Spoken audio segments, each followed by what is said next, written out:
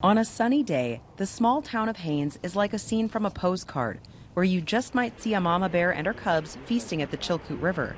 It's a place where the Port Chilkoot Distillery made a name for itself, serving spirits that capture the essence of Alaska. The distillery has added a unique element that people don't necessarily expect to find in a small town in Alaska.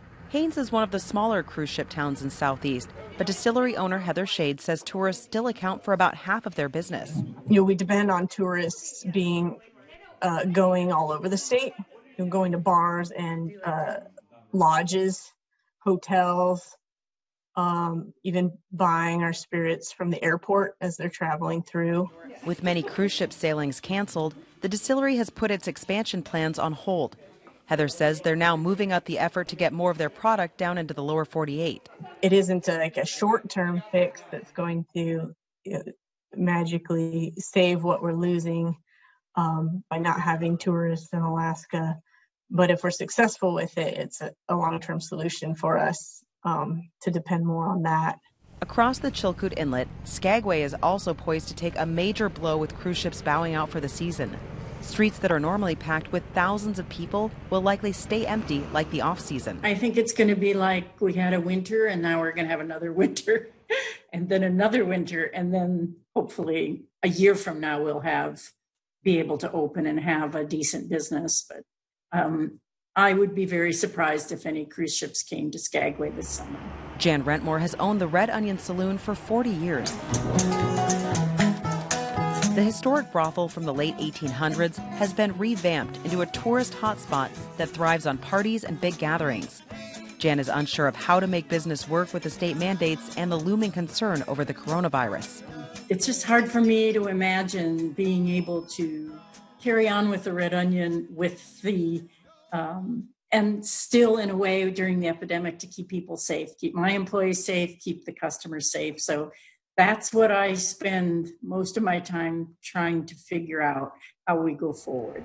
It's not just major cruise ship hubs feeling the loss. One of Southeast's smaller towns, HOONAH, was expected to see the largest jump in cruise ship passengers. A Southeast Conference report projected a more than 110% increase in just 2 years. The icy Strait Point offers the world's longest and highest zip line. The company is in the middle of a construction project to build a new gondola to the top of the mountain.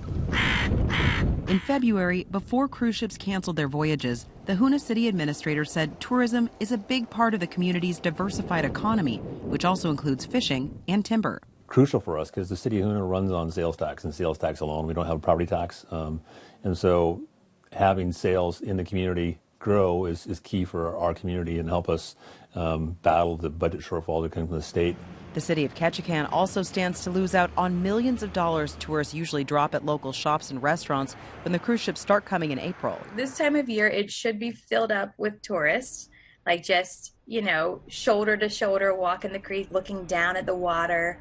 There's no one. It's crazy. It's just so weird. Jaimie Palmer owns the Captain's Lady, a clothing store on the iconic Creek Street. Without foot traffic, she's moving to online sales to get by.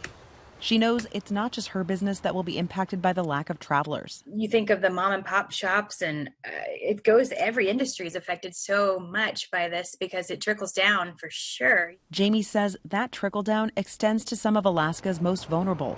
Businesses that are usually flush with cash in the summer give money and in-kind donations to nonprofit organizations. The generosity and the outflowing of revenue from these companies just won't be there this year. So they're going to feel a squeeze too because people just won't have that excess cash to give. And in Juneau, business owners who live in the capital year-round are just trying to survive without their summer influx. I think I have my moments when I really feel like the ship is sinking, but those moments fade pretty quickly because of all the life rafts I see thrown at me. Kindred Post is a contract post office, gift shop, and gathering space.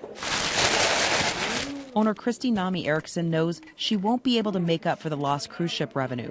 Her team is boosting their social media presence in an effort to make it through. Moving online was not just about, okay, well, here's all of our gift shop items, please buy them.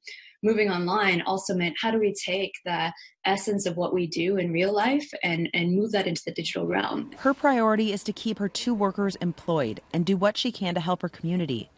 Kindred Post is currently closed to the public and doing curbside pickup, and Christy doesn't see opening anytime soon. She says she wants to be upfront with her customers about the challenges her business is facing.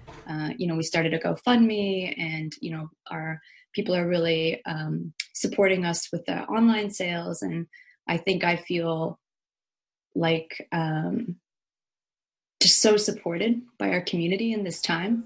I think if people can help, they are here to help us. And so it's really easy for us to commit to doing work in our community because we see how committed our community is to us. Businesses throughout Southeast are riding a wave of uncertainty together as they try to navigate a new future void of cruise ships. Heather Hinsey, KTVA 11 News.